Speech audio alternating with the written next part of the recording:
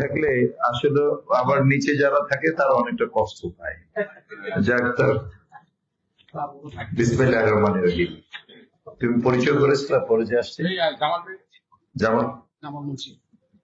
আমার ইতিমধ্যে আমাদের মাঝে, আমাদের দুদিনে দুঃসময় আমাদের একজন প্রিয় মানুষ এবং পবিত্র মক্কা মদিনাতে আমাদেরকে যিনি সর্বাত্মক ভাবে সহযোগিতা করতেন, বৃহত্তর নোয়াখালী, বৃহত্তর কুমিল্লার মানুষের সাথে যার সাথে সবচেয়ে বেশি আত্মার সম্পর্ক, ইতিমধ্যে ওনাকে দেখে আমি হৃদয়ের অন্তঃস্থল থেকে ধন্যবাদ দিচ্ছি প্রিয় জামাল মুন্সি সাহেবের কাছে।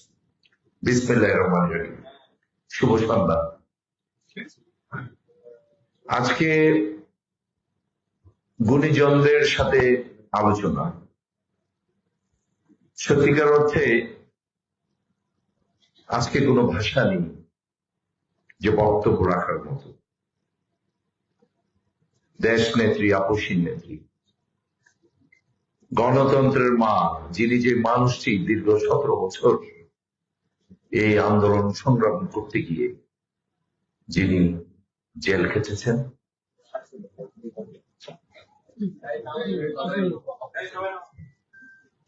যে মানুষটি এই 17 বছর এই আন্দোলন সংগ্রাম করতে গিয়ে আমাদের এই তৃণমূলের কর্মীদেরকে কথা ভেবে সারা বিশ্বে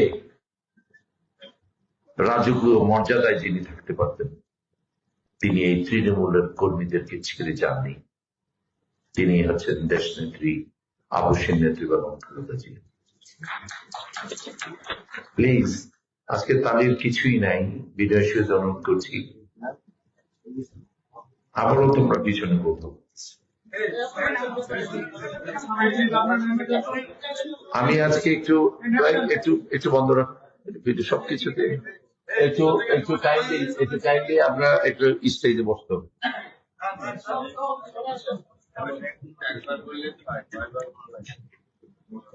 সেই মানুষটি আজকে মৃত্যুর সাথে পাঞ্জা লড়ছেন, কত কষ্ট আমাদের।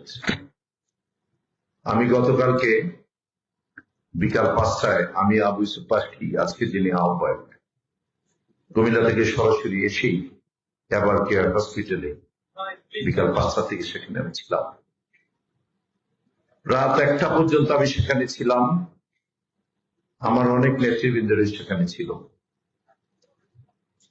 4তলায় আইসিইউর সামনে দাঁড়িয়েছিলাম, চোখের পানি পড়ছিল। একদিক দিয়ে আমার মা আজকে 20 মাস তিনিও